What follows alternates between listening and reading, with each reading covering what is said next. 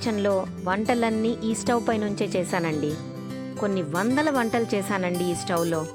మీకోసం videos upload చేయడం అంత చిన్న విషయం కాదండి. వంట అని తీసి పారేయకండి. దీని వెనకాల చాలా ఎఫర్ట్స్ ఉంటాయి.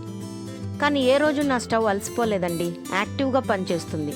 కానీ ఒకరోజు ఏమైంది తెలుసా? కాఫీ పెట్టుకున్నానండి. వీడియోస్ అప్లోడ్ చేస్తూ మర్చిపోయాను ఆ సంగతి. కాఫీ అంతా ఒలికిపోయి స్టవ్ పైన పడిపోయి కర్రలన్నీ అలాగే అడుగంటిపోయాయి. ఏం చేయాలి బాబోయ్, ఎలా క్లీన్ చేయాలి అని అనుకుంటూ మీలాగే యూట్యూబ్ ఒకటి ఛానల్ ఓపెన్ చేసి చూశాను. మంచి టిప్ చెప్పారండి. నాకు ఐడియా వచ్చింది. ఆ టిప్నే నేను ఫాలో అవుతూ వీడియో తీశాననుకోండి, మీకు యూస్ఫుల్ అవుతుంది కదా అని స్టార్ట్ చేశాను.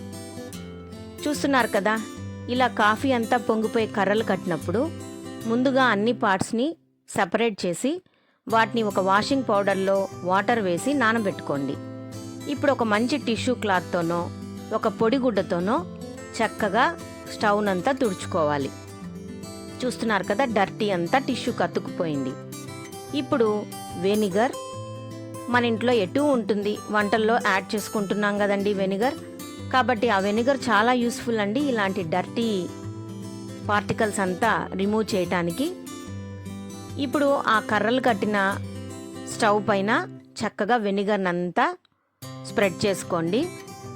ఆ తర్వాత మన ఇంట్లో ఉండే బేకింగ్ సోడా, వంట సోడా అంటాం కదా, అదేనండి. ఇడ్లీ దోశల్లోకి వేస్తాం కదా, అదే సోడా.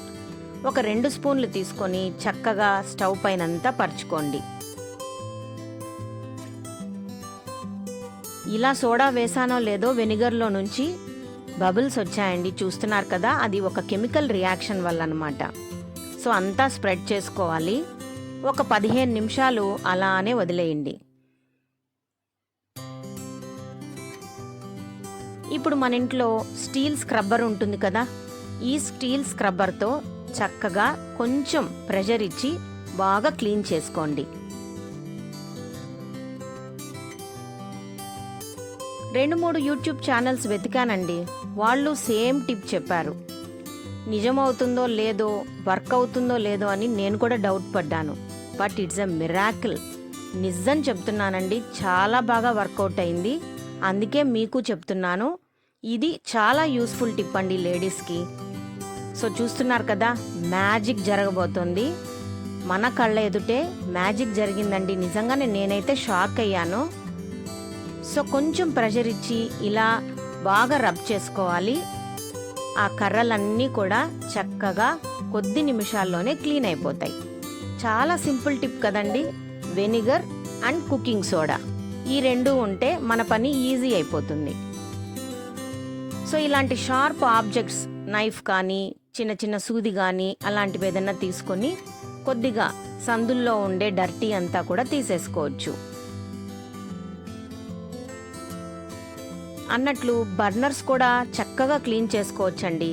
అది ఇంకొకసారి క్లీన్ చేస్తాను. మీకోసం మరొక వీడియో కూడా అప్లోడ్ చేయడానికి రెడీగా ఉన్నాను. అందుకే స్పీడ్గా స్టవ్ క్లీన్ చేసుకొని ఇంకొక వంట చేయాలి.